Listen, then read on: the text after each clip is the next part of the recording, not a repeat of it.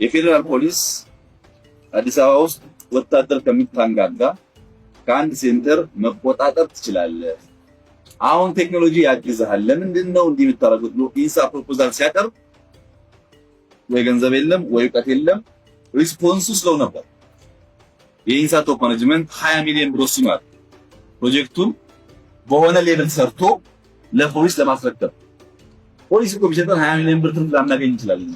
ጠቅላላ ፕሮጀክቱን ብንወስድ ስራው ይሰራ እንደሆነ እንጂ 20 ሚሊዮን ብር ትርፍ ላይገኝ ይችላል። ዋና ዓላማው የገንዘቡ ትርፍ ሳይሆን በቃል ለማስተማር ሞክረን ካልተሳካ በተግባር ኢንቨስት አድርገን ማሳየትና ከስተመሮቻችንን ማምጣት። አሁን በእኛ ኬት ስትሬስ እናደርግ እንግዲህ ከሰርቪስ ጋር ብቻ የሚያያዝ ጉዳይ አይቲ ነው። ቀድመን ኢንፎርሜሽን እንሰማለን፣ ቀድመን እናውቃለን። ያወቅነውን ነገር ሄደን ስንናገር አዲስ ሐሳብ ነውና እብዶች ልንባል እንችላለን።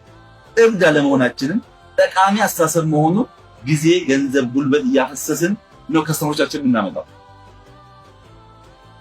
ይሄን ስናደርግ ነው ራዕይ ነው ሪያላይዝ የሚሆን። የኢትዮጵያ ፌዴራል ፖሊስ ከቦሌ እስከ ዋናው መስሪያ ቤት የሲሲቲቪ ካሜራ እንዲያስገባ የዛሬ 20 ዓመት ገደማ ጥያቄ ቀርቦ ፌዴራል ፖሊስ ክፍያ መክፈል አልችልም ብሎ በነፃ ሰርቪሱ ከቦሌ እስከ ፌዴራል ፖሊስ ለመዘርጋት ለወራት የነበረውን ፍትጊያ ልነግራችሁ አልችልም። ከትናንትና ወዲያ ግን አንድ የሚገርም ነገር ገጠመኝ። የኛ መስሪያ ቤት እንግዶች የሆኑ ሰዎች ለስራ መጥተው ለመጀመሪያ ጊዜ ኢትዮጵያ የመጡ ናቸው ከውጭ ሀገር። ቀን ተዘዋውሮ ሪቨርሳይድ የከተማ ኮሪደር አይተው በኢትዮጵያ ተደንቀው እንዴት የምታምር ሀገር ናት ብለው ማታ ላይ ከሀያት ሆቴል ወጥተው ወክ ሲያደርጉ 2-3 ሰዎች በጋራ ሄደው ሞባይላቸውን ይሰርቁባቸዋል። ቀኑ ሙሉ ሲያደንቁ ሲያመሰግኑ ነበር የዋሉት ልጆቹ። ማታ 4 ሰዓት ገደማ ሞባይል ተወሰደባቸው። 4 ሰዓት ከ5 4 ሰዓት ከ10 ለአዲስ አበባ ፖሊስ ተደወለላቸው። ብታምኑም ባታምኑም 9 ሰዓት ከ5 ሰዓት በኋላ 9 ሰዓት ላይ አንኳኩቶ የአዲስ አበባ ፖሊስ ሞባይላቸው መለሰላቸው።